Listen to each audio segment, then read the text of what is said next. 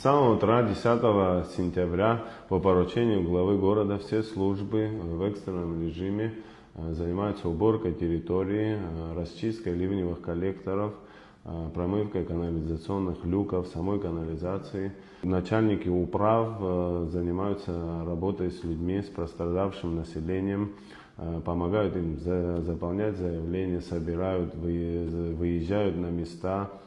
Сотрудники администрации тоже выезжают на места, занимаются сбором информации.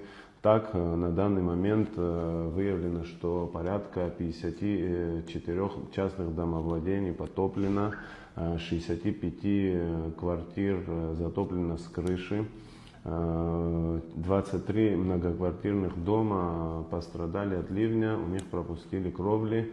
Большая часть, к сожалению, кровель сделана недавно, но из-за обильного дебита дождевой воды не справились. Также много у нас обращений от жителей многоквартирных панельных домов. Из-за косого дождя много воды попало сквозь межпанельные швы в квартиры жителей. На некоторых участках дорог, таких как Лакирбая, Акиртава, было разрушено, подмыто несколько опорных стен. Улица Войнахская очень сильно пострадала от большого объема воды. Также подъезд к мосту в Синопском ущелье тоже был вымыт.